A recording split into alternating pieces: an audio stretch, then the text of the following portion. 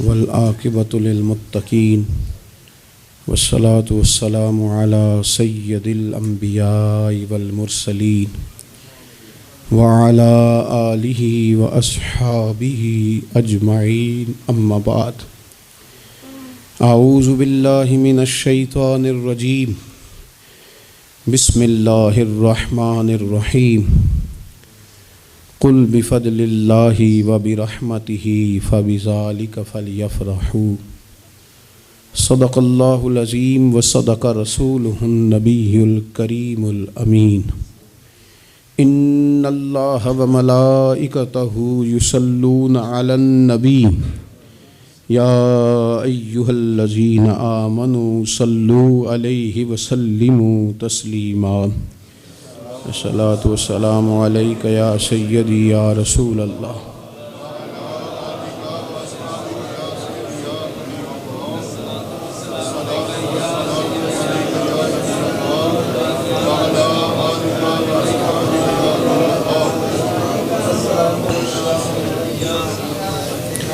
حمد و صلوات کے بعد دوستو، بزرگوں اور بھائیوں، انسان اپنی زندگی میں جیسے جیسے شب و روز طے کرتا ہے، بہت سارے مواقع زندگی میں اسے دیکھنے نصیب ہوتے ہیں۔ ہمارے ہاں کچھ تقریبات کی جاتی ہیں، خوشی کے موقع پر بھی اور غم کے موقع پر بھی۔ خوشی کی تقریبات بھی پہلے بڑی مختصر، جامع، پروقار اور وزادار ہوتی تھی۔ نکاح کا مطلب ہے دو گواہوں کی موجودگی میں ایجاب و قبول کرنا۔ مختصر سے لوگوں کے بیچ بیٹھ کے نکاح ہو جاتا تھا، مختصر سے لوگ ولیمے کی دعوت کے بعد دعائے خیر پر اپنے اپنے گھروں کو چلے جاتے تھے۔ ہندوستان میں مسلمانوں نے ہندوؤں کو دیکھا کہ وہ مہندی کی رسم کرتے ہیں، اس پر پھر اتنی زیادہ توجہ لوگوں کی بڑھ گئی کہ وہ باقاعدہ شادی کا حصہ بن گئی، باقاعدہ اس پہ بہت بڑا سرمایہ خرچ ہونے لگ گیا۔ پھر اس کے ساتھ ساتھ فی نفس ہی عورت کا ہاتھوں پہ مہندی لگانا تو ناجائز نہیں، لیکن اس میں پھر ایک باقاعدہ تقریب رکھ لینا، پھر مرد عورتوں کا اکٹھے ہونا، پھر ڈھول ڈھمکا ہونا، پھر شور شرابہ ہونا، اس کی شریعت قطعاً اجازت نہیں دیتی۔ پھر یہ ہوتا تھا کہ شادی سے قبل جب رشتہ طے ہوتا تھا تو طریقہ یہ تھا کہ لڑکی اور لڑکے کا نکاح کر دیا جاتا تھا اور مناسب وقت پر رخصتی ہو جاتی تھی۔ نبی پاک صلی اللہ تعالیٰ علیہ وسلم نے حضرت سیدہ عائشہ صدیقہ رضی اللہ تعالیٰ عنہا کے ساتھ نکاح کیا اور 3 سال کے بعد رخصتی ہوئی۔ چلے بعد میں لوگوں نے اگر نکاح نہ کیا تو پھر کہا کہ نسبت طے کر دی ہے۔ یہ بڑا سونا، اچھا، صاف ستھرا فکرہ تھا۔ اب باقاعدہ اس نام کو منگنی کا نام دے دیا گیا، اور ہم دوسروں کی چال چلتے چلتے اپنی وفاداری بھولتے جا رہے ہیں۔ دیکھا دیکھی نا لوگوں کی، دیکھا دیکھی۔ میرج ہال کا تصور صرف اتنا تھا کہ اب آبادیوں میں جگہ موجود نہیں ہے تو باقاعدہ ایسے ہال بنا لیے جائیں جن میں نکاح آسانی سے ہو جائے، لیکن اب تو مہنگے سے مہنگا ہال، اس میں پھر سہولیات، پھر اس میں آسانیاں، پھر کھانے کی بھرمار اور مختلف ڈشیں۔ یہ سوائے اپنے اوپر بوجھ ڈالنے کے، امیر بوجھ ڈالتے ہیں، غریبوں کو پریشان کرتے ہیں، ان کے بچے دیکھا دیکھی اس چکر میں پڑ جاتے ہیں، حالات سنگینی کا رخ اختیار کر جاتے ہیں۔ منگنی باقاعدہ میرج ہال میں ہونے لگ گئی۔ اللہ تعالیٰ معاف فرمائے تو وہاں بھی مردوں عورتوں کا اختلاط ہے باقاعدہ۔ ابھی اس کا نکاح نہیں ہوا، وہ تو غیر محرم ہے، اس کو انگوٹھی دی جاتی ہے پہنانے کے لیے، اور لڑکا لڑکی کے ہاتھ میں انگوٹھی پہنا رہا ہے۔ ناراض نہ ہونا، حاجی صاحب بھی کھڑے ہوتے ہیں، نمازی صاحب بھی کھڑے ہوتے ہیں، وہ صاحب بھی کھڑے ہوتے ہیں جو مذہبی تقریبات میں آگے آگے دکھائی دیتے ہیں، لیکن یہاں دین ہی نہیں یاد آ رہا۔ کوئی شخص کلام کرنے کو تیار ہی نہیں ہے کہ میاں یہ تو حرام ہے، حرام ہے، اشد حرام ہے۔ جب تک ان کا نکاح نہیں ہو جاتا یہ ایک دوسرے کے لیے محرم نہیں ہیں، لیکن کوئی روکنے والا نہیں۔ تقریبات بڑھتی گئیں، بوجھ بڑھتا گیا، بہت بڑا سرمایہ۔ ویسے بھی مسلمان نے کوئی اس کی تو زندگی بڑی بامقصد ہے، اس نے کوئی یہاں الجھ کے تو نہیں نہ رہ جانا۔ پھر اور باتیں بڑی، سالگرہ ایک پورا وتیرہ اختیار کر گئی ہے، گھروں کے اندر سرائیت کر گئی ہے سالگرہ، ایک پوری تقریب بن گئی ہے، ایک پورا خرچہ لے گئی ہے وہ۔ کیا مسلمان اتنے اپنے آپ کو فضول سمجھنے لگے ہیں معاذ اللہ کہ وہ فارغ ہیں جس کام میں جو مرضی ایک ماحول بناؤ، اور پھر چلتے طرح طرح کی تقریبات اور طرح طرح کے، یہ فلانا جشن بہاراں آ گیا ہے تو یہ اپریل فول آ گیا ہے تو یہ بیماری نیو ایئر نائٹ کی آ گئی۔ میں نے رات بھی کہا تھا، جس قوم کی بچیاں کشمیر میں روز روتی ہوں وہ جشن منائے گی سڑکوں پہ نکل، جن لوگوں کے بھائی برما میں کاٹ دیے جاتے ہوں وہ جشن منائیں گے۔ او خدا کے بندو، لوگوں نے تو تنقید کر کے چپ کر گئے، تنقید کر کے۔ دیکھو جی عرب شریف والوں نے وہاں سینمے کھلوا دیے، تم تو تنقید کر کے چپ کر گئے نا۔ یہ وہ مقام کرب ہے، یہ وہ مقام خوف ہے۔ جب عرب کی دھرتی پہ عورتیں ناچیں گی تو مجھے بتاؤ نا امام حسین کے دل پہ کیا گزرے گی، امام حسن کو کیا اس سے اذیت پہنچے گی۔ آپ کو پتہ ہے سیدہ پاک کو کتنی تکلیف ہوگی، مولا کائنات کو کتنی ہوگی، عثمان غنی کو، فاروق اعظم کو، صدیق اکبر کو۔ تمہیں پتہ ہے یہ عرب کا ملک کسی ایک شخص کی حکومت کی جگہ نہیں ہے، یہ کسی خاندان کا نہیں ہے، کسی قبیلے کا نہیں ہے، کسی سیاستدان کا نہیں ہے، یہ عرب شریف تو میرے نبی پاک کا وطن ہے۔ اس وطن میں جب گانے باجے ہوں گے، ڈھول ڈھمکے ہوں گے، تماشے ہوں گے، حضور کے قلب نور کو کتنی تکلیف ہوگی۔ اور ہم ہیں کہ مذاق بنا ہوا ہے۔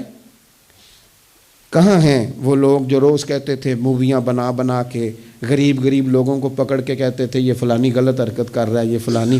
تمہارا فتویٰ غریب کے حق میں اور ہے اور امیر کے حق میں اور ہے۔ اب بھی تو کوئی 2 ویڈیو بنا دو نا کہ یہاں یہ ظلم ہو رہا ہے۔ اور جب سال گزریں تو قومیں اپنا حساب کرتی ہیں، اور میرا اور آپ کا سال وہ گزر رہا ہے جہاں قرضہ زیادہ لے لیا گیا ہے، جہاں قومیں گروی رکھی جا رہی ہیں، جہاں ہمارا ہر پیدا ہونے والا بچہ مقروض پیدا ہوتا ہے، لیکن مزاج بن گیا نا بس مناؤ، جو ملتا ہے اسے مناؤ۔ یہ کس نے شوق پیدا کیا ہمارے بچوں کے اندر روز شادیوں پہ جانے کا، تیار ہو کے جانے کے؟ کس نے شوق پیدا کیا؟ بڑوں نے۔ نہ مانے بزرگ، بڑوں نے شوق پیدا کیا۔ ہم نے ابلاغ اس طرح کا کیا، او کدی موقع آنا ہوں ہے ہن اوتھے بھی نہ جائیے، ورنہ ہمارے بچوں میں شوق کبھی نہ آتا۔ ہم نے ابلاغ کیا ہے، ہم نے توجہ دلائی ہے۔ بچے چھٹیاں کر رہے ہیں، یہ ہم پریشان ہیں ان دنوں میں، پیپر بچوں کے قریب ہیں مدرسے کے، اور چوتھے دن کو بچہ درخواست لے کے آ جاتا ہے فلانے کی شادی ہے، فلانے کی شادی ہے۔ میرے ابا جی کہا کرتے تھے، تھوڑے سے ہم بڑے ہوئے تو ابا جی شادی پہ جانا ہے تو کہتے تھے جوان منڈیاں دا کی کام میں ویاواں تے جانے دا، ہم جائیں گے نا تمہاری اماں جائے گھر رہو آرام سے۔ ہمارے پرانے بزرگ اس طرح کی تربیت کرتے تھے، کہتے تھے تمہارا مطلب کیا، اس شادی پہ تم نے کیا کرنا ہے؟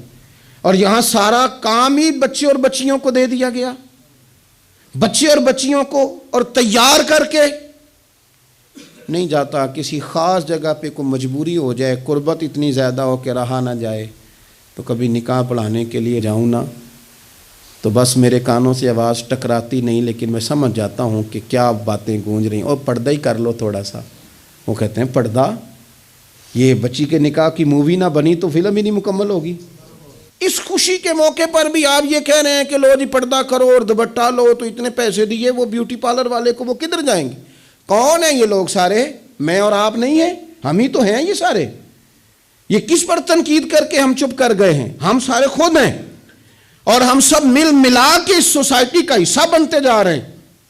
اب تو بھائی وہ مہنگے میرج ہال کے اندر جب میرج ہال لیا جاتا ہے تو ایک سمت عورتیں، ایک سمت مرد، اور بیچ میں پردے کا بندوبست بھی نہیں کرایا جاتا، چونکہ یہ تو دکھیا نوس لوگ ہیں جو پردہ کراتے ہیں۔ وہ کہتے ہیں وہ لوگ اتنی تیاری کی، کپڑے دکھانے کس کو ہیں؟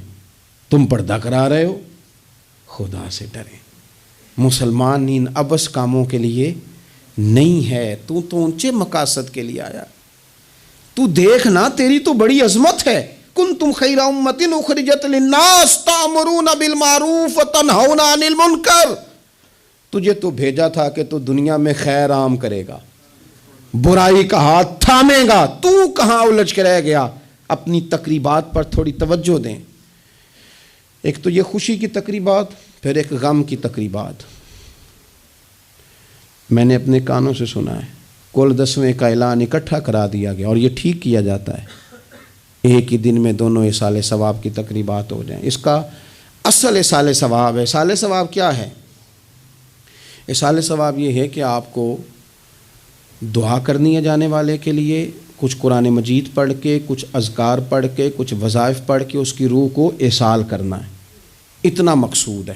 بڑی غور سے، مجھے تھوڑا ٹائم دیں گے آپ 2-3 منٹ کا صرف، اور میری بات پہ نا خاص توجہ کریں، خاص بات کرنا چاہتا ہوں۔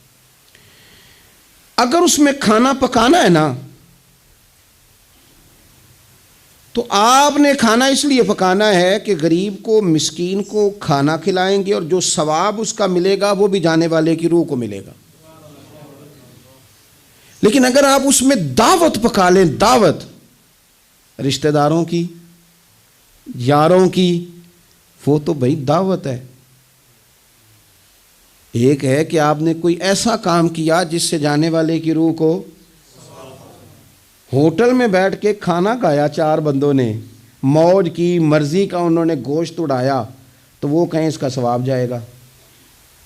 یہ جو دعوت کا لفظ ہے نا، کہ دعوت کی، امیر لوگ سارے اکٹھے کیے، رشتہ دار، دوست احباب، سیاسی سب آ گئے، اب آپ نے وہ دعوت کی اور نام آپ نے ختم شریف کا دے دیا۔ آپ تھوڑی گہرائی سے سوچیں کہ یہ ختم بنتا ہے؟ ویسے ذہن قبول کرتا ہے کہ یہ ختم شریف ہے؟ اب میں کہہ لوں، اب میں یہ بات کر لوں کہ ہمارے ہاں کچھ ولیمہ نما چہلم بھی ہوتے ہیں، ولیمہ نما چہلم، وہ ٹائٹل چہلم کا ہے اور اندر جا کے دیکھو تو ماحول سارا ولیمے کا ہے، تو یہ اصال ثواب ہے؟ آپ بتائیں ذمہ داری سے کہ یہ اصال ثواب ہے؟ آپ غرباء کی دعوت پکائیں گے، غریبوں مسکینوں کی، ان کی دعوتیں اعلیٰ حضرت بریلوی رحمۃ اللہ نے لکھا ہے جائز نہیں ہے دعوت کرنا اس طرح۔ ہاں آئے ہوں کھانا کھا جائیں، فی نفس سے ہی رشتہ داروں کو کھانا کھلانا، دعوت کھلانا ثواب ہے، لیکن ختم کو، چہلم کو، 10ویں کو دعوت بنا لینا یہ درست؟ ویسے ان کو دیں آپ، ثواب ہے۔ لیکن ہمارے ہاں تو مطلب عجیب سا ایک ماحول ختم شریف، یعنی کل 10ویں کا اکٹھا اعلان ہو گیا، میں موجود تھا، تو کہنے لگے ویکھو انہیں پیسے لگے جے بچان۔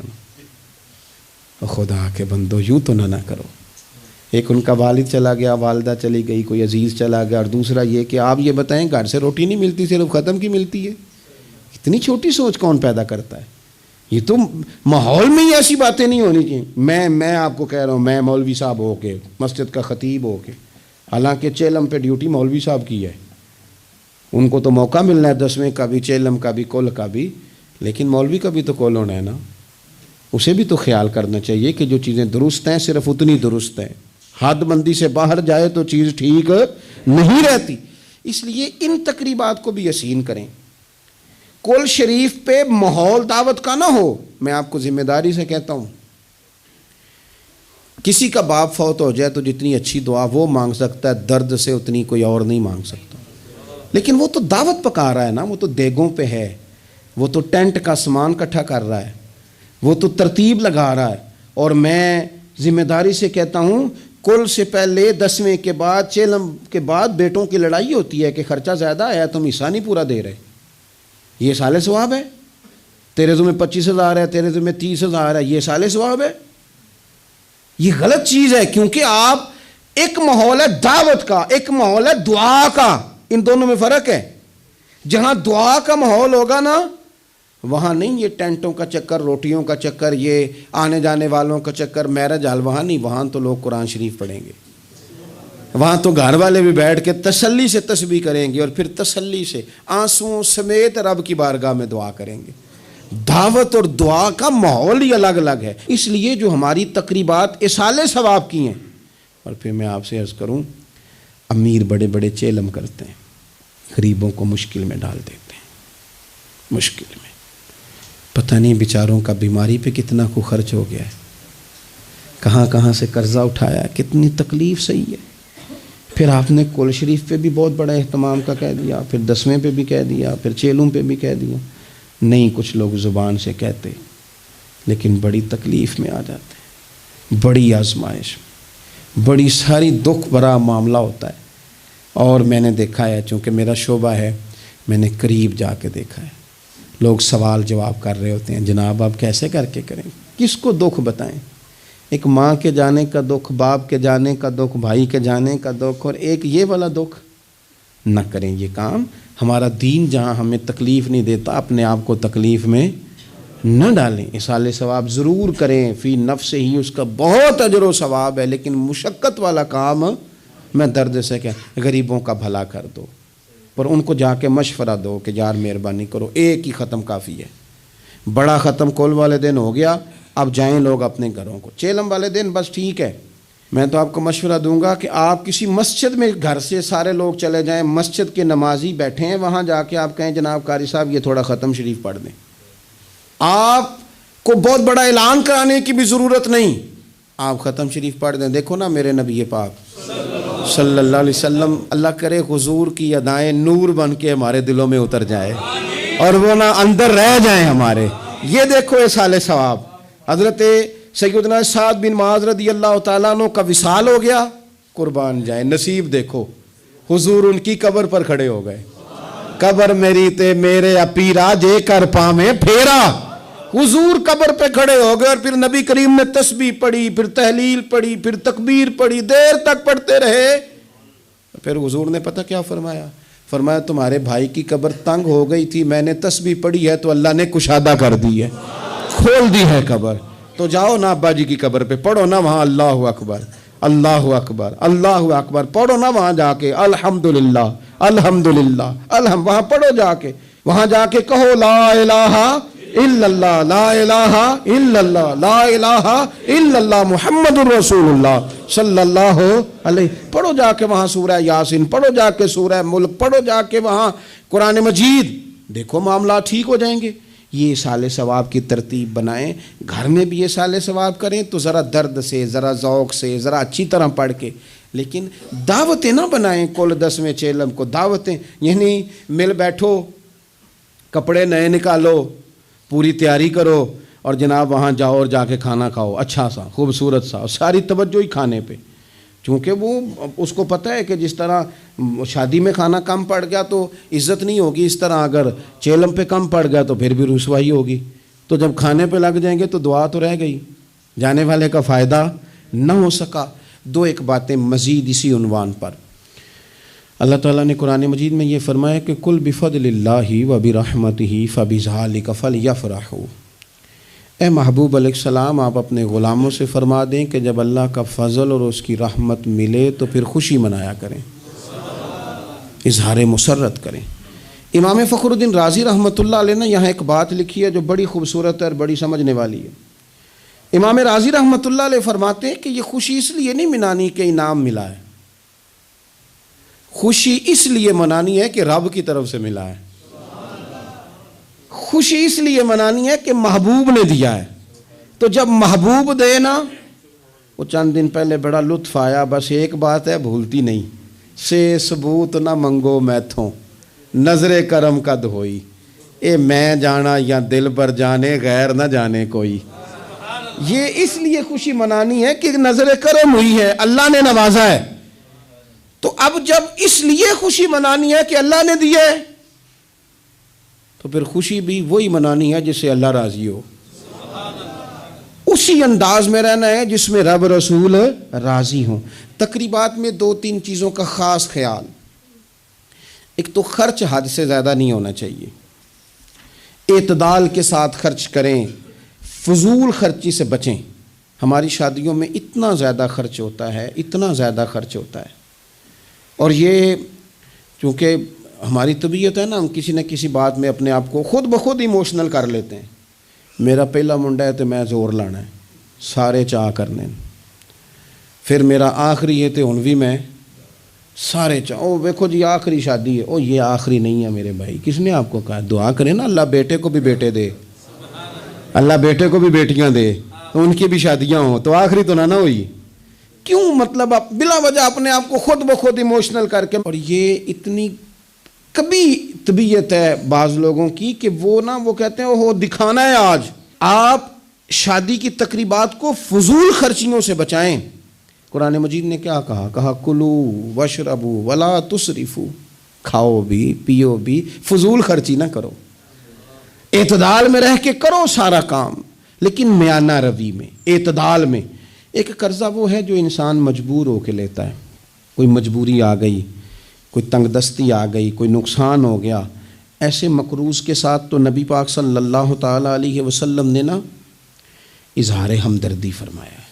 ایسے مقروض کو مہلت دینے کا کہا ہے جو مجبور ہو کے قرض لیتا ہے. حضور صلی اللہ علیہ وسلم نے فرمایا اگر تم نے کسی شخص سے قرض لینا ہے اور وہ تنگ دست ہے تو تم اسے مہلت دو. تم جتنے دنوں کی اسے مہلت دو گے نا، اور جتنے پیسے تم نے لینے ہوں گے اتنے ہی پیسے روز اللہ تمہیں صدقہ کرنے کا ثواب عطا فرمائے گا. اظہار ہمدردی کیا. اور کریم ہے نا محبوب، لاجپال ہے نا محبوب، عطائیں کرنے والے ہیں نا محبوب. کون دیتا ہے دینے کو منہ چاہیے، دینے والا ہے سچا ہمارا نبی. اور مانگیں گے مانگے جائیں گے، منہ مانگی پائیں گے. سرکار میں نہ اللہ ہے نہ حاجت اگر کی ہے. حضور فرماتے ہیں ابن ماجہ میں محبوب کریم علیہ السلام کا فرمان موجود ہے. محبوب فرماتے ہیں میں مومنوں کی جانوں سے بھی زیادہ قریب ہوں. اگر میرا کوئی مسلمان مومن میرا امتی فوت ہو جائے اور اس کے ذمہ قرض ہو تو مجھ سے آ کے لے لینا، میں اپنے امتی کا قرض ادا کر دوں گا. اور حضور سید عالم صلی اللہ تعالیٰ علیہ وسلم، میں پھر کہہ رہا ہوں اس میں کئی روایات آپ کے سامنے رکھ سکتا ہوں. حضرت ابو امامہ رضی اللہ تعالیٰ عنہ انصاری صحابی ہیں، فرماتے ہیں میں بڑا پریشان تھا اور مسجد میں بیٹھا تھا. قرض بہت بڑی اذیت ہے. مقروض قیدی ہے، صحت ہونے کے باوجود بیمار ہے، گھر ہونے کے باوجود بے گھر ہے، ساری آسانیاں ہونے کے باوجود تکلیف میں ہے چونکہ مقروض ہے. ہر وقت کی اذیت ہے، ہر وقت کی ٹینشن ہے.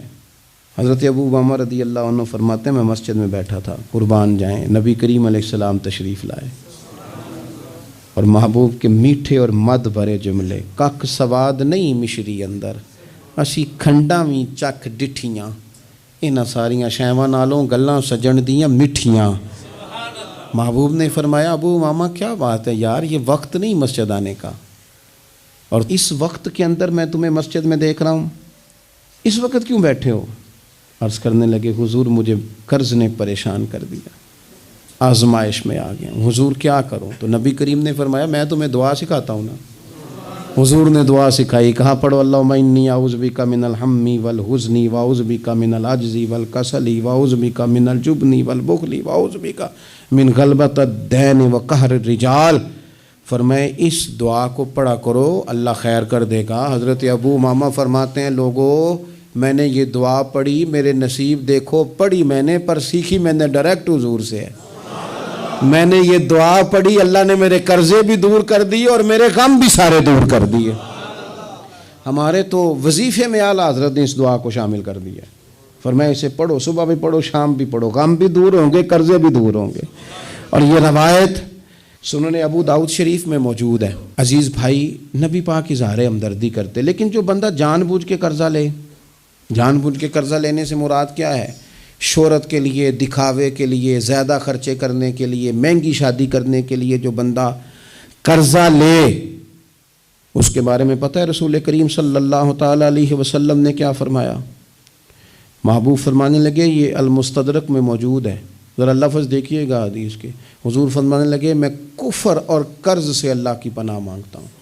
میں کہہ چکا ہوں کہ شارحین حدیث نے لکھا یہ وہ والا قرض ہے جو بندے نے شہرت کے لیے لیا، خرچے بڑھانے کے لیے لیا، مہنگی شادی کرنے کے لیے، دکھاوے کے لیے کام کرنے کو لیا، مجبور نہیں تھا جان بوجھ کے لیا. حضور فرمانے لگے میں کفر اور قرض سے اللہ کی پناہ مانگتا ہوں. تو صحابی نے عرض کی یا رسول اللہ آپ قرض اور کفر کو برابر کر رہے ہیں، ایک جگہ ذکر فرما رہے ہیں؟ تو حضور نے فرمایا ہاں میں ایک جگہ ذکر کر رہا ہوں، میں ان دونوں کا ذکر اکٹھا کر رہا ہوں، کفر اور قرض. اتنی بڑی بات، اعتدال میں رہیں، کم سے کم قرضے. اور یہ سارا کچھ ہو سکتا ہے، کوئی مشکل کام نہیں ہے. دوسری بات، ایک تو شادی میں خرچ کم سے کم کریں تقریبات میں، اور دوسری بات یہ کہ تھوڑا سا نا پردے کا اہتمام ہو. میں کوئی تنقید نہیں کرتا، طنز نہیں کرتا، چونکہ ہماری بہنیں مائیں بیٹیاں ہوتی ہیں، ہم نہیں انہیں سمجھانا ہے، ان کو ذرا سمجھائیں، ان کو یہ بتائیں کہ قیمتی چیزیں جو ہوتی ہیں وہ پردوں میں ہوتی ہیں۔ ہمارے گھر میں 20 تولے سونا پڑا ہو تو ہم نے کبھی نہیں باہر نکل کے بتایا کہ پڑا ہے، کیونکہ قیمتی ہے نا، تو پردے میں رکھا ہوا ہے، اس کی چابی کا بھی ہم خیال رکھتے ہیں کہ کہیں گم نہ ہو جائے۔ اسی طرح ہر کتاب کو غلاف نہیں چڑھتا، صرف قرآن پاک کو چڑھتا ہے۔ انہیں بتاؤ کہ ساری بیویاں پردہ نہیں کرتی، صرف سیدہ عائشہ صدیقہ کی کنیزیں کرتی ہیں، صرف سیدہ فاطمہ کی کنیزیں کرتی ہیں رضی اللہ تعالی عنہما۔ تھوڑا سا نا پردے کا اہتمام۔ شادی بیاہ پہ تو بالکل ہی معاملہ گڑبڑ ہے، اور پوری تیاری کر کے عورتیں معاذ اللہ آ جاتی ہیں، اور یہ تو روکنا ہے ان کے ورثاء نے، ان کے جو ولی ہیں۔ عورت نے جو بناؤ سنگار کرنا ہے وہ تو گھر میں اپنے خامد کو دکھانے کو کرنا ہے، تو وہ گھر میں کرے جب اس کو ضرورت ہو، لیکن اس طرح سے لے کر کے اس کو بیاہ میں جانا، شادی میں جانا، مہندی کی تقریب میں جانا، یہ نہ عقلاً ٹھیک ہے، نہ نقلاً ٹھیک ہے، نہ تہذیب کے طور پر ٹھیک ہے، نہ سوسائٹی میں مہذب لوگ اس طرح کا کوئی کام کرتے ہیں۔ سنو، نبی پاک صلی اللہ تعالی علیہ وسلم نے ارشاد فرمایا، شرک کے بعد جو سب سے بڑا گناہ ہے وہ بدکاری ہے، بے حیائی ہے۔ اور نبی پاک علیہ السلام نے فرمایا کچھ عورتیں ایسی ہیں جو لباس پہن کے بھی ننگی ہیں۔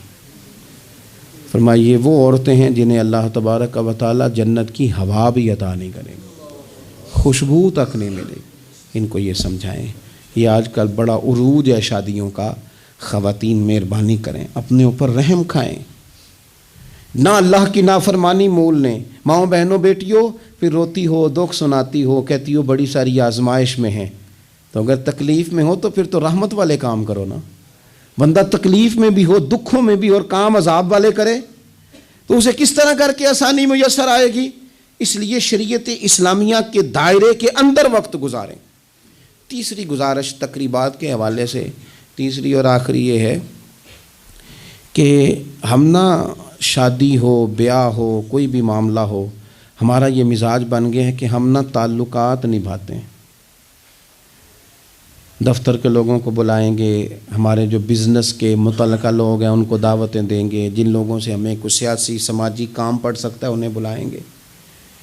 دعوت بھی کبھی کھلائیں گے تو کوشش کریں گے اس بندے کو کھلائیں جو بندہ نا جس کی ذرا فوٹو صحیح آتی ہے، لائکس اچھے ملتے ہیں۔